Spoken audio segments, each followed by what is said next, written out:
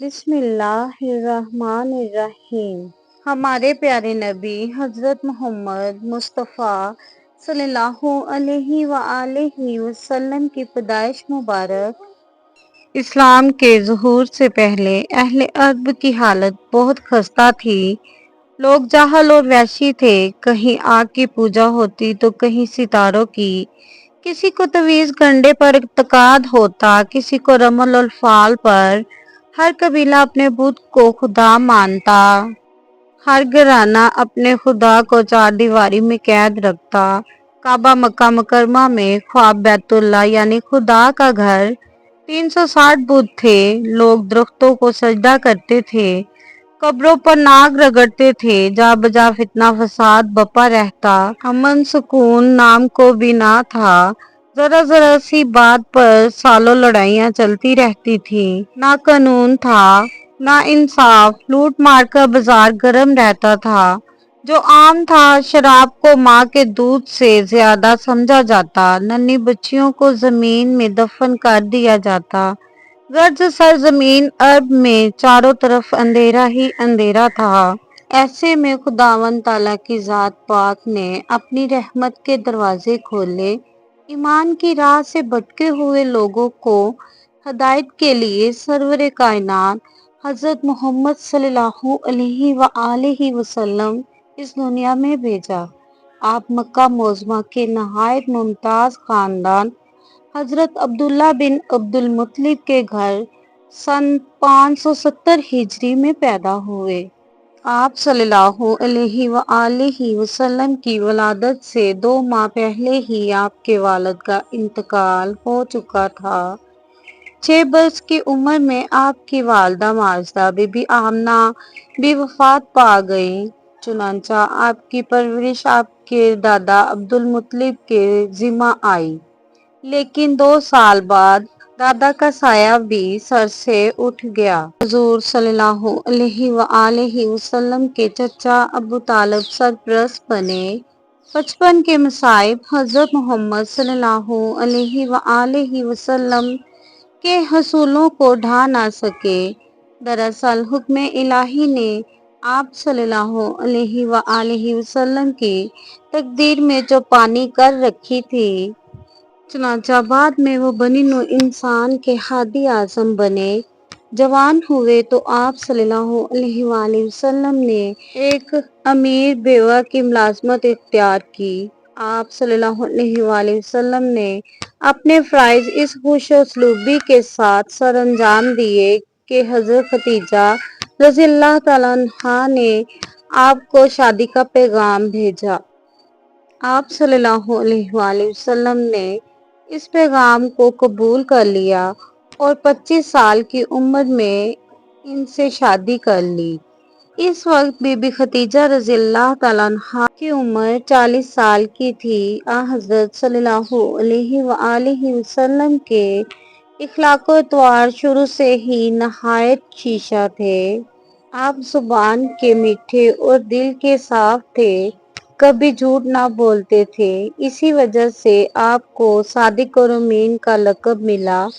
آپ صلی اللہ علیہ وآلہ وسلم کے مزاج میں تحمل کوٹ کوٹ کر بھرا تھا، دشمن کے ساتھ بھی نرمی اور خوش اسلوبی سے پیش آتے تھے اور رحم و کرم کے پتلے تھے۔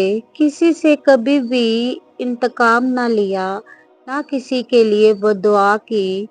فقیر اور درویشی کی زندگی بسر کرتے، راحت اور آسائش سے کوسوں دور رہتے۔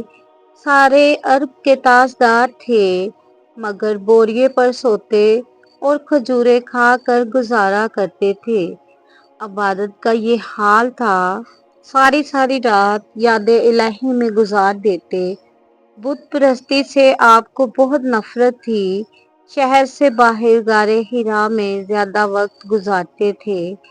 اسی غار میں آپ پر وحی نازل ہوئی۔ حضرت جبرائیل علیہ السلام نے بشارت دی کہ خدا نے آپ کو دنیا کی ہدایت کے لیے چن لیا ہے اور اپنا پیغمبر بنا لیا ہے۔ اسی وجہ سے آپ کو محمد مصطفیٰ صلی اللہ علیہ وآلہ وسلم کہتے ہیں۔ اس بشارت کے وقت آپ صلی اللہ علیہ وآلہ وسلم کی عمر مبارک 40 سال کی تھی۔ آپ صلی اللہ علیہ وآلہ وسلم نے اپنے نبی ہونے کا اعلان کیا اور اپنی قوم میں اسلام کی تبلیغ شروع کر دی۔ آپ کی تعلیم یہ تھی کہ خدا کی ذات واحد لا شریک ہے، وہی سب کو پیدا کرنے والا اور رزق پہنچانے والا ہے۔ اس کے نزدیک سب انسان برابر ہیں، امیر اور غریب، بندر صاحب، عربی اجمی، گورے کالے میں کوئی فرق نہیں، وہ ازل سے موجود ہے اور ابد تک قائم رہے گا۔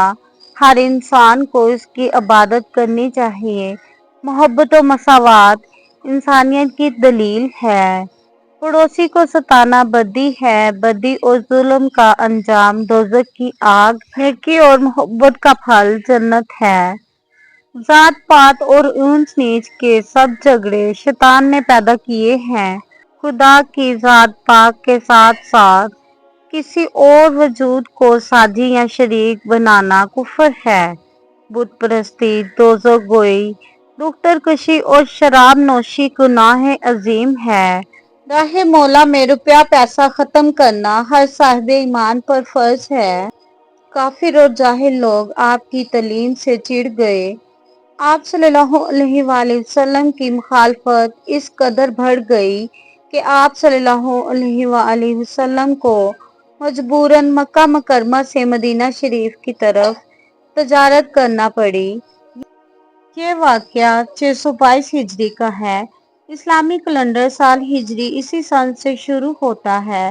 مدینہ میں لوگوں نے آپ صلی اللہ علیہ وآلہ وسلم کو سر آنکھوں پہ بٹھایا۔ آہستہ آہستہ لوگ آپ پر ایمان لانے لگے۔ آپ کی تعلیم صداقت اور سادگی پر مبنی تھی، اس لیے اسلام بہت جلد پھیلنے لگا۔ 632 عیسوی میں آپ کی وفات کے وقت مسلمان سارے عرب پر چھا گئے۔ آج دنیا میں کوئی گوشہ ایسا نہیں ہے جہاں مومن نہ بستے ہوں۔ اہل اسلام کا عقیدہ ہے کہ حضرت محمد صلی اللہ علیہ وآلہ وسلم کے بعد دنیا میں کوئی پیغمبر نہیں آئے گا، اس لیے آپ صلی اللہ علیہ وآلہ وسلم کو خاتم المرسلین، خاتم النبیین، خاتم الانبیاء کہتے ہیں، یعنی دنیا کے آپ صلی اللہ علیہ وآلہ وسلم آخری نبی ہیں۔